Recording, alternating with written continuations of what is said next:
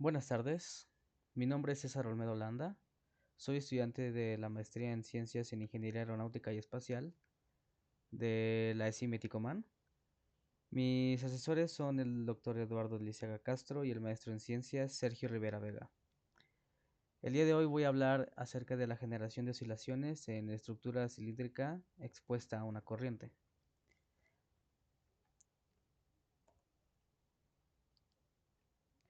Como introducción, expondré primero los objetivos, que el general es explorar la viabilidad de un generador de energía inducido por vórtices de viento. Y en segundo lugar tenemos los específicos, que es construir un prototipo capaz de replicar el fenómeno de vibraciones inducidas por vórtices de viento y calcular la potencia mecánica entregada por el prototipo. Para ello es necesario hablar acerca de las interacciones sólido-fluidas. Aquí tenemos un claro ejemplo de lo que es una interacción sólido-fluida. El ejemplo más famoso es el colapso del puente de Tacoma Narrows en 1940, en el que la interacción del viento con la estructura, en este caso el puente, generó grandes oscilaciones o desplazamientos de la estructura misma, ocasionando fallas mecánicas importantes. Estas fallas estructurales se convirtieron en un colapso, causando así pues un daño tanto económico como estructural. Para ello es importante ver el efecto de la velocidad reducida. La velocidad reducida es un parámetro adimensional que nos permite clasificar los tipos de interacciones sólido-fluidas. Solo por citar algunos ejemplos, está por ejemplo el flutter, también está el galope o galloping, también están el famoso sloshing, em, también existe por ejemplo divergencia rotacional, entre otros. En este caso vamos a enfocarnos en el fenómeno de las vibraciones inducidas por vórtices o VIV como lo conocen en inglés, el cual se puede hallar en un parámetro de velocidad reducida de entre 4 a 10. Puede variar esta región. Pero prácticamente la velocidad reducida lo que nos dice o lo que mide es la relación de las escalas de tiempo, tanto del sólido como del fluido. Esta comparación de escalas de tiempo nos va a permitir situarnos o ubicar qué tipo de interacción sólido-fluida está ocurriendo. Cabe resaltar que las interacciones sólido-fluidas tienden a ser destructivas en cuanto a las estructuras. Para la escala del tiempo, en las vibraciones inducidas por vórtices, se toma en cuenta la frecuencia de aparición de los vórtices. Es decir, existe un tiempo que dada una velocidad de flujo va a aparecer un determinado número de vórtices. Esto se va a relacionar directamente con el periodo de aparición de los vórtices. Lo podemos denominar como T mayúscula sub T y lo podemos definir como la longitud de onda lambda entre la velocidad por la que son arrastrados los vórtices.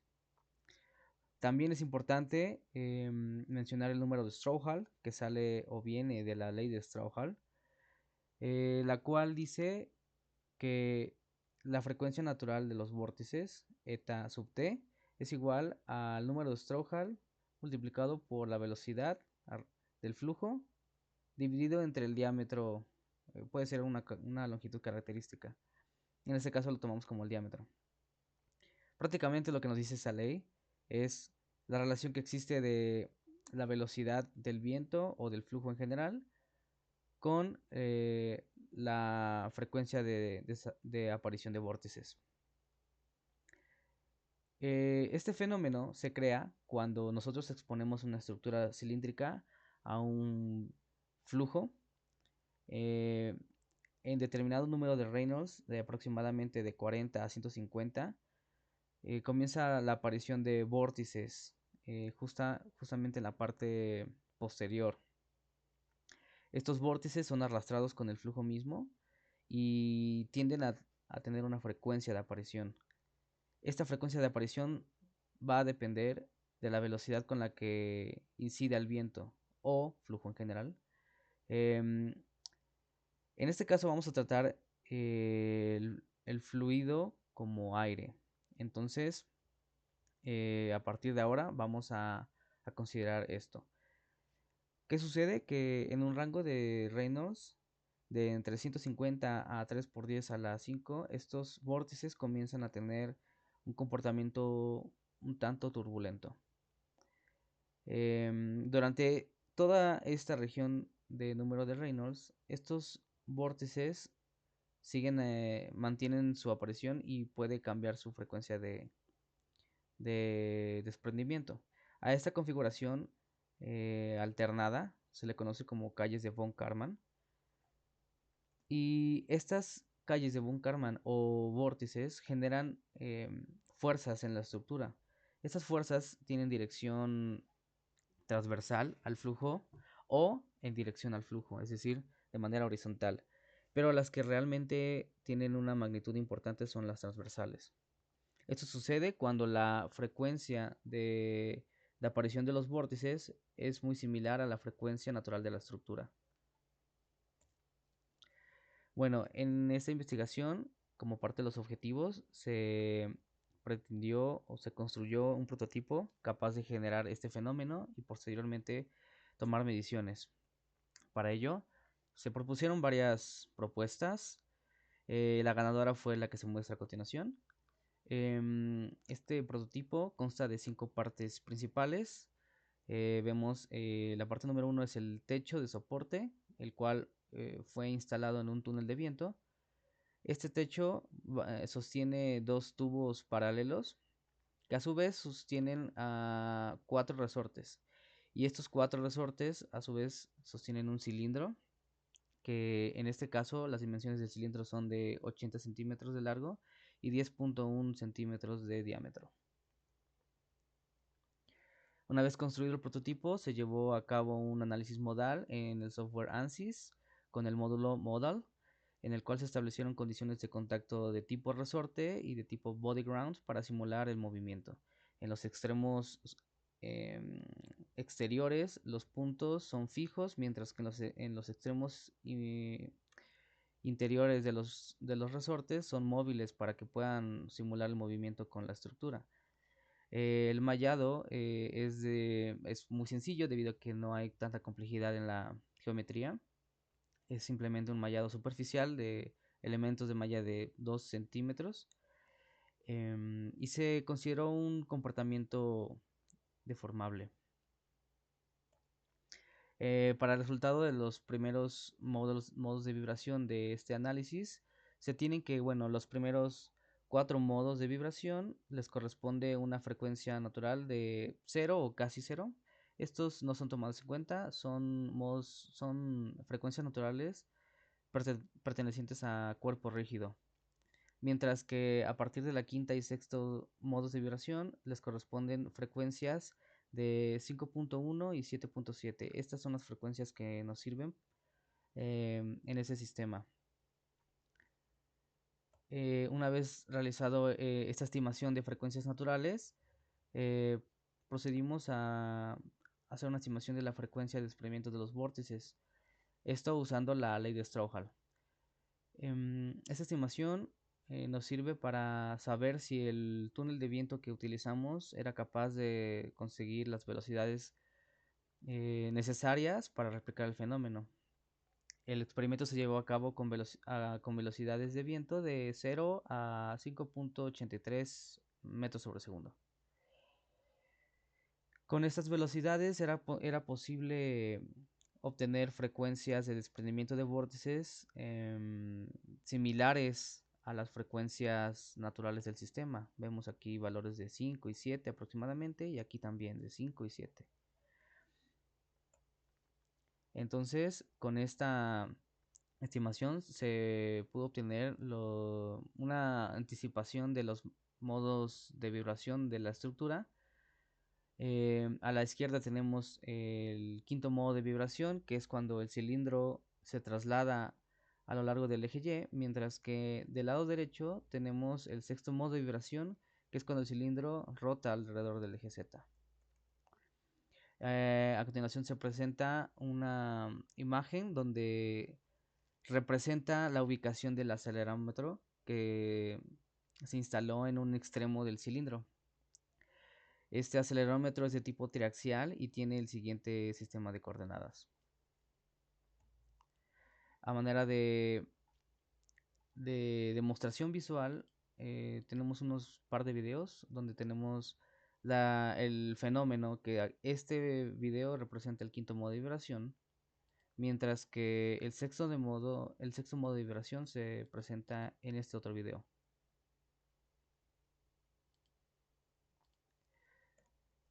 Como parte de los resultados experimentales, en primer lugar se obtuvieron lo, mm, las aceleraciones en los tres ejes del cilindro para obtener una información completa. Posteriormente se realizaron una primera y segunda integración para obtener datos de velocidad y de desplazamiento respectivamente. Con los datos de desplazamiento fue posible aplicar una transformada rápida de Fourier o FFT para obtener la información en el análisis de la frecuencia. A continuación presentaré solamente los tres casos más importantes de todo el proceso de experimentación. Este caso es cuando hay 0 metros sobre segundo es decir, cuando aún no hemos encendido el túnel de viento. Vemos que, bueno, simplemente hay datos de ruido. Mm, Teóricamente esos datos deberían estar en cero, pero pues vemos que son valores muy pequeños.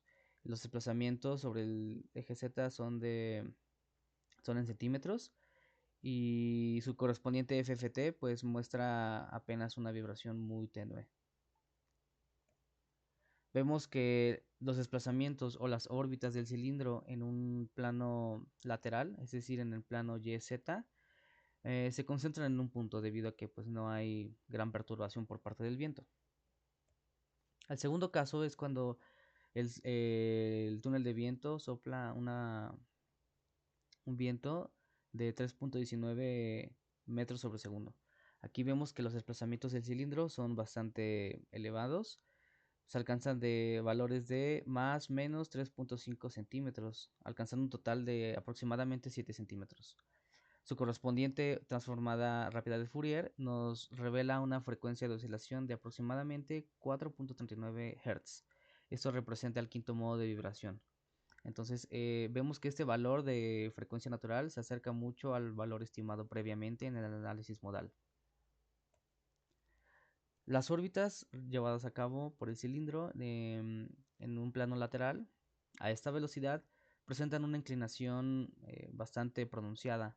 Esto puede sugerir que en realidad los mayores desplazamientos existen en un eje con componentes Y y Z y no precisamente en el eje Z.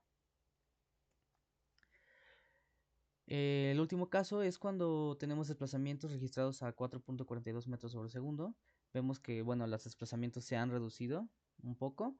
Sin embargo, en su transformada rápida de Fourier se revela que existe una oscilación de aproximadamente 7.7 Hz. Esto representa el sexto modo de vibración. Vemos que la órbita a esta velocidad presenta una inclinación menor al régimen pasado. A continuación se muestra el proceso que se llevó a cabo para obtención de la potencia mecánica generada por el dispositivo. Una vez obtenidos los datos de velocidad y de aceleración, a partir de ello se obtuvieron datos de fuerzas en el cilindro, es decir, las fuerzas responsables de mover el cilindro, y con estas señales fue posible calcular la potencia, multiplicando simplemente las funciones de fuerza y de velocidad. Estos datos de potencia se realizaron a través de una estimación de las sumas de áreas de las curvas que se formaron en las señales para obtener un valor estimado para cada velocidad entregada. Aquí vemos la potencia generada en el eje Z al menos cuando no hay viento. El segundo caso es cuando tenemos la velocidad de 3.19 metros sobre segundo. La potencia se incrementa bastante. Y también para el caso de 4.42 metros sobre segundo. Tenemos a continuación un resumen de los desplazamientos del cilindro en los tres ejes. La gráfica que se muestra dice que en el eje Z el punto máximo se alcanzan 0.9 centímetros, es decir, un movimiento muy pequeño. En el segundo caso es el eje Y, que se alcanzan valores máximos de 3.5 a la velocidad de 3.19 metros sobre segundo. En el último caso, que es en el eje Z, vemos dos picos relevantes, que es el quinto y sexto modo de vibración respectivamente. Estos a la velocidad de 3.19 y 4.42 metros sobre segundo aproximadamente. Y esta cresta representa la etapa de transición de los modos de vibración. La siguiente tabla muestra un resumen de la potencia mecánica entregada por periodo de oscilación a cada valor de velocidad. Y vemos que justamente los valores de velocidad que hemos estado hablando anteriormente son los que entregan una mayor potencia, mientras que los demás, bueno, de 0 a 1.91 metros sobre segundo no hay aprovechamiento real, ni en la velocidad de 5.83. Como parte de las conclusiones de este trabajo de investigación, se tiene que el eje Z es el más provechoso para extraer la energía cinética, extraer de la energía cinética del viento y convertirla a una energía mecánica, porque existen mayores desplazamientos y mayor mm, y y también las frecuencias en este eje presentan o entregan una cantidad considerable de potencia mecánica. En segundo lugar, tenemos que el rango de operación del prototipo es aproximadamente de 2.5 a 5.3 metros sobre segundo, mientras que los valores deseables de la velocidad son de 3.19 y 4.42 metros sobre segundo. Otra conclusión importante es que cada modo normal presenta un eje de inclinación en donde el cilindro tiene mayores desplazamientos, que son las órbitas que presenté anteriormente. Cuarto lugar, que el prototipo ofrece ventajas como facilidad de construcción y que no necesita ni mucha altitud ni grandes velocidades para obtener oscilaciones importantes. Por último, que es posible considerar este prototipo para aplicaciones de bajo impacto o aún mejor considerar una granja de generadores. Con bajo impacto me refiero a tareas domésticas que no requieran tanto consumo de energía. Puede ser iluminación de granjas o iluminación de salones no muy grandes. Como trabajo futuro de este trabajo de investigación, se recomienda experimentar la influencia de la rigidez en el comportamiento de las vibraciones, ya que bueno, la rigidez incide directamente en la frecuencia natural del sistema o incluso también variar la masa del sistema. Por otro lado, la experimentación con múltiples cilindros para potenciar las oscilaciones, tales como se muestra en las siguientes figuras. Se recomienda trabajar con configuraciones en zigzag, de configuración triangular o lineal. Y por último, la implementación de un sistema de conversión de energía, es decir, de energía mecánica a energía eléctrica, y evaluar la eficiencia de conversión. Esto ha sido todo y muchas gracias por su atención.